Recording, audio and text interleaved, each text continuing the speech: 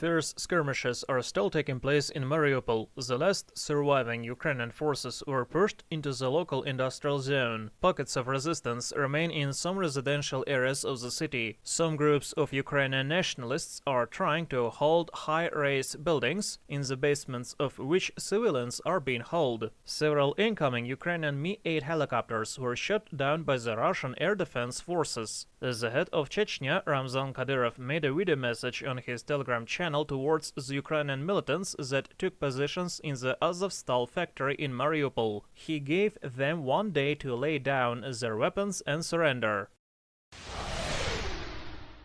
The Russian, the DPR and the LPR forces simultaneously moved towards each other from north, east and south, while doing their own military missions on the go. Their main mission is to close the huge cauldron with the Ukrainian forces. Active and passive positional battles are taking place all over the front lines. On the front line of Severodonetsk-Lysychansk-Rubezhne, battles with the use of heavy weapons and aircraft are taking place. On the north, namely at the border of the Kharkiv and Donetsk regions, battles began near the towns of Slavyansk and Barvenkovo after the complete capture of the city of Izyum and the capture of the villages of Kamenki and Stara Kamenki. The Ukrainian resistance in that area was serious, but eventually the front line began to move. The Russian forces took positions on the southern bank of the Seversky Donetsk river, where they are gathering forces. Major General Igor Konashenkov, the spokesman for the Russian Defense Ministry, stated at a briefing on 31st of March that since the start of the special military operation in Ukraine, Ukraine has lost 124 aircraft, 81 helicopters, 353 UAVs, 1,839 tanks and other armored combat vehicles, 202 MLRS, 773 mortars and artillery pieces, and 1,711 units of special military vehicles.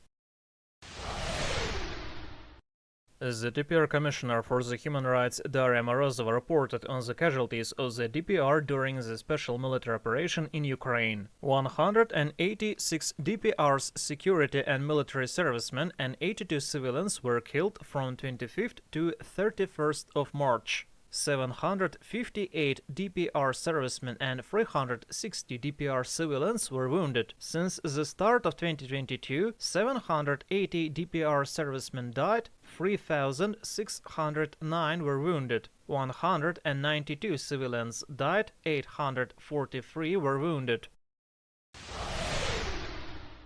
The heads of the EU and China are holding a summit on 1st of April via a video conference. The main theme is the situation in Ukraine. From the EU side, the summit is being attended by the head of the European Council, Charles Michel, and the President of the European Commission, Ursula von der Leyen. From the Chinese side, there are the Chinese President, Xi Jinping, and the Premier Li Keqiang. According to Xi Jinping, China regrets that the situation in Ukraine has reached its current point. China is gripped with deep regret that the situation in Ukraine has reached its current state. The Xinhua news agency quoted his words. China calls on the international community to support the negotiation process between Russia and Ukraine and not to add fuel to the fire, Xi Jinping concluded. The head of the European Commission, Ursula von der Leyen, stated right before the summit with China that any Chinese support for Russia during the special operation in Ukraine would seriously damage the Chinese reputation in Europe, the News reported.